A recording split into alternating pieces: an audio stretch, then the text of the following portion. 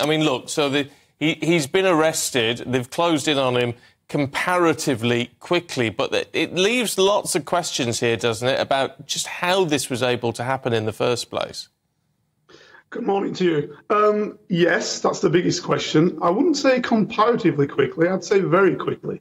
You've got to take into account that you've got a city of at least 10 billion people, and to find that individual is actually quite difficult.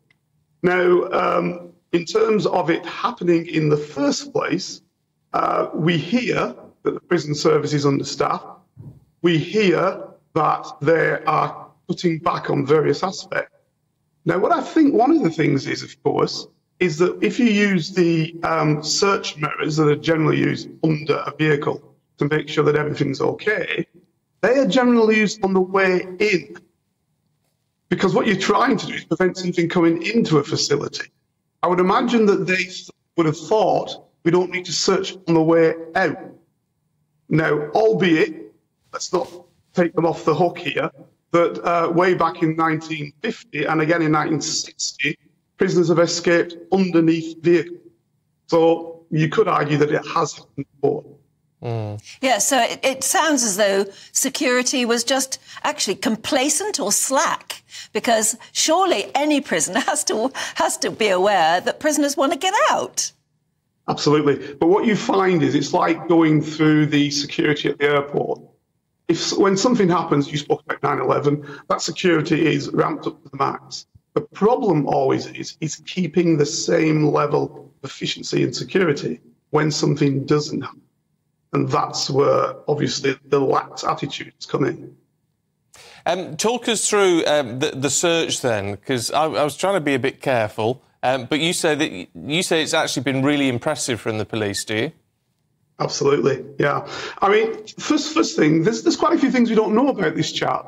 So the Counter-Terrorism Command, who is part of what was the old special branch, which was the intelligence section thereof, what they would have had to do is look at the circumstances of the individual.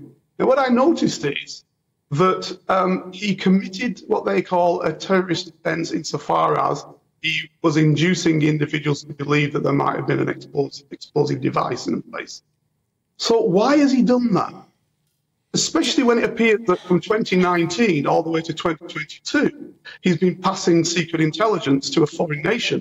Well, these are details we don't know as well. And one doesn't want to say anything which might be deemed prejudicial at this point, I guess, because all we do know is that he was in prison awaiting trial. He hasn't been actually found guilty of anything.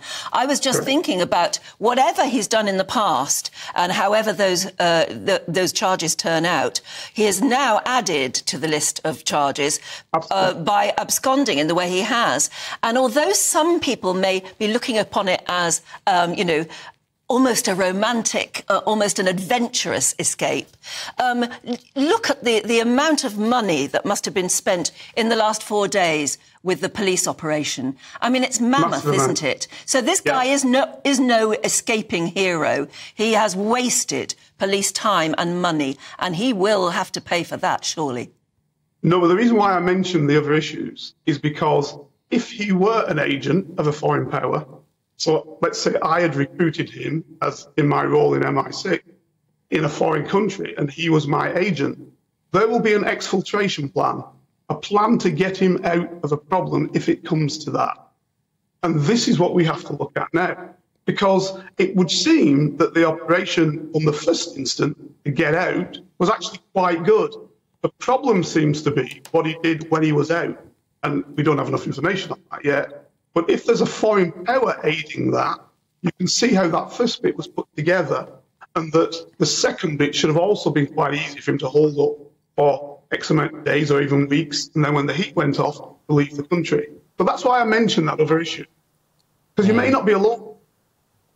No, we don't know. We literally do not know yet. We don't. Look, we've got to leave it there. Carlton King, thank you very much indeed. Appreciate your time this morning. And so we do have to just reiterate that, of course, he's not been found guilty of anything as yet.